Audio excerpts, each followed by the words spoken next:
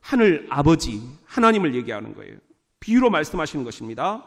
결산할 때에 10,000달란트 빚진 자 하나를 데려오매 갚을 것이 없는지라 주인이 명하여 그 몸과 아내와 자식들과 모든 소유를 다 팔아 갚게 하라 하니 그 종이 나가서 자기에게 이번에는 100데나리온 빚진 동료 한 사람을 만나 붙들어 목을 잡고 이르되 빚을 갚으라 하매 10,000달란트는 우리가 일생을 일해도 다 벌 수 없는 그런 돈이에요.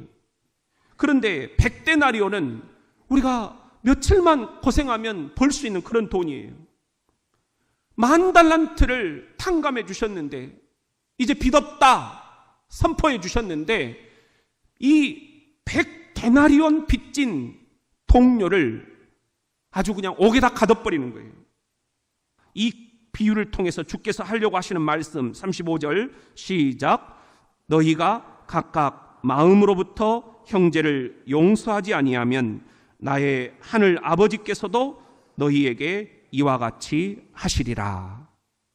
이것이 주께서 우리들에게 주시는 말씀입니다. 우리도 이렇게 빚진 자라는 것, 주님께서 그 모든 빚을 탕감해 주셨다라는 것, 이것을 우리들이 먼저 인식을 해야 할 것입니다. 그리고 나서 2단계는 상대방의 빚 또한 사면을 해주라는 것입니다. 우리가 그거 붙잡고 있어서 뭐 하겠느냐는 것입니다. 주 예수의 이름으로 선포하노니 이제 나는 그 형제의 그 자매의 모든 잘못을 다 용서했습니다. 과거 완료형으로 용서해 버리라는 것이에요. 이것이 주기도문에 나오는 문구예요. 여러분, 우리가 우리에게 죄 지은 자를 용서하였습니다. 과거 완료형으로 기도하라고 주께서 기도를 가르쳐 주시고 있는 거예요. 용서하도록 노력해 보겠습니다가 아니에요. 용서하였습니다. 시작. 선포해버리라는 거예요. 그래야 새로운 미래가 열린다는 것입니다. 새로운 역사가 시작된다는 것입니다. 할렐루야. 그리고 3단계 상대방을 있는 그대로 받아들이라는 것입니다. 그에게 어떤 사연이 있겠지. 그의 눈물과 아픔이 있겠지. 그의 모습을 있는 그대로 받아들일 때 내 마음 또한 부드러워질 수 있다는 것입니다. 그리고 4단계는 그 상대방을 성장의 도구로 바라보라는 것입니다. 이것을 통해서 그도 성장할 수 있게, 칡나무와 등나무가 서로 죽고 죽이는 그런 관계가 아니라 서로가 사는 관계가 될 수 있도록 그렇게 촉진자 역할을 해달라는 것입니다. 이것이 바로 요셉의 원리입니다.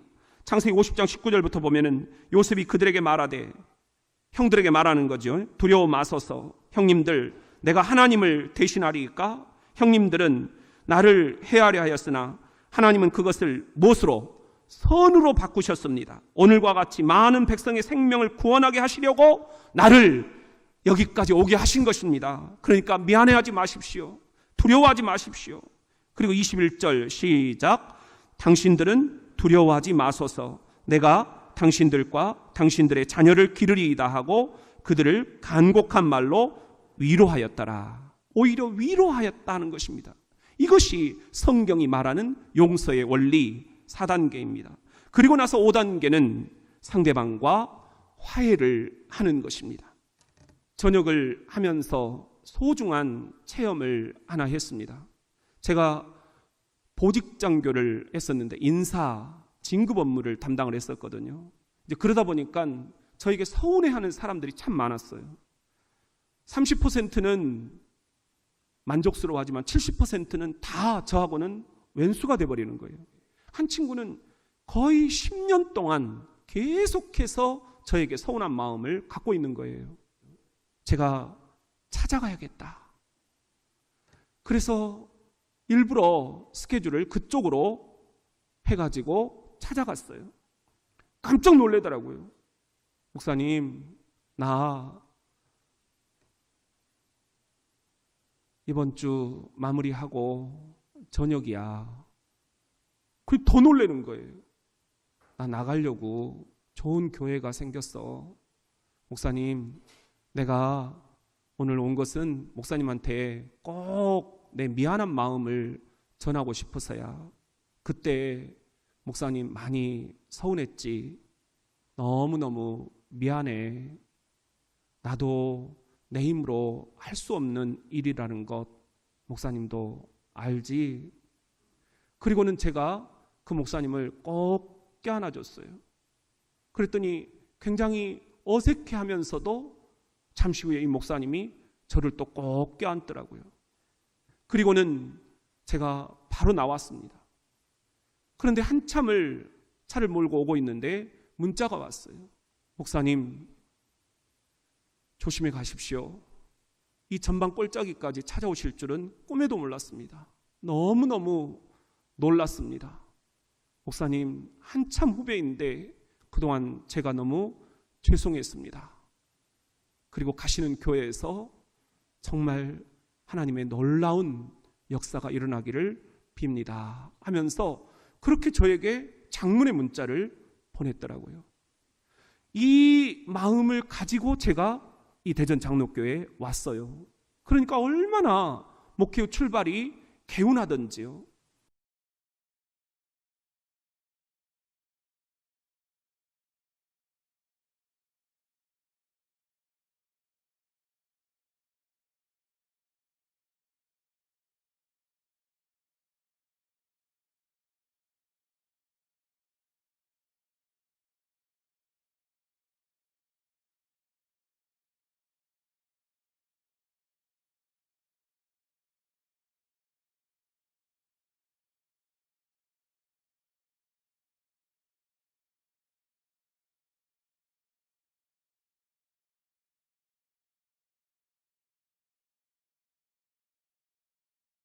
그러고 나서 이 5단계를 거친 다음에 용서의 기도를 드리라 말씀을 하고 있어요. 이 찰스 스탠리 목사님이 얘기하는 용서의 기도는 이렇게 되어 있습니다. 주님, 내가 이런 사건 때문에 관계가 멀어졌던 이런 사람을 용서합니다. 저는 대적에게 내주었던 권위를 토로 찾았습니다. 예수 그리스도의 이름으로 성령의 능력으로 그렇게 할 수 있었습니다. 그동안 그 사람에 대한 저의 태도 때문에 저의 삶 속에서 누가 사탄이 이익을 얻도록 허락했던 나의 마음을 이제야 도로 찾았습니다. 이 마음을 나의 주 예수 그리스도께 다시 드립니다. 원상복구를 하는 것입니다. 이런 기도를 드리라고 이야기를 하고 있습니다. 우리 독소를 빼야 됩니다. 그러지 않고는 신앙생활 하나만 합니다. 그런 의미에서 제가 어제 아내와 함께 참 묘한 곳을 찾아갔어요. 엘리베이터에 보니까는 독소를 빼드린다. 그래가지고 내가 이게 기가 조금 팔랑귀예요. 그래서 이번 주부터 이맘때쯤 이 디톡스를 한번 내가 체험을 해봐야 되겠다. 그래서 세이버카점 앞에 찾아갔어요. 그랬더니 한 3시간 땀을 뻘뻘 흘리고 마지막으로 발을 딱 물에다 담갔는데 처음에는 이렇게 맑은 물이었어요. 그런데 몇십 분 지나서 다시 제가 딱 그 물을 들여다보고는 깜짝 놀랐어요. 완전히 내 몸 안에 있는 독소가 쫙 빠져나와 있는 거예요. 근데 이건 아주 양호한 거예요. 아주 시커먼 독소들이 빠져나와 있더라고요. 사람들을 보니까. 그런데 어떤 원리인지는 잘 모릅니다. 삼투압의 원리다. 이렇게 얘기를 하는 사람도 있고 저건 가짜다. 얘기하는 사람도 있고 하는데 여러분 그런 것 저런 거 다 떠나서 우리 안에 미움의 독소가 있다면 이거 빼야 되지 않겠습니까? 이것 가지고 여러분 하나님 앞에 나갈 수 있겠습니까? 주를 보지 못할 것이다. 주님께서 말씀하십니다. 여러분 우리 천국 가야 되지 않겠어요? 가정이 천국으로 변해야 되지 않겠어요? 그런데 서로 미워하다가 우리 이렇게 끝나서야 되겠느냐 말입니다. 하나님이 언제 데려가실지 모르는 이 땅의 이 한계 상황 미워하다가 주님 앞에 불려가면 우리 얼마나 민망하겠습니까? 우리 그런 의미에서 디톡스 합시다. 기도합시다.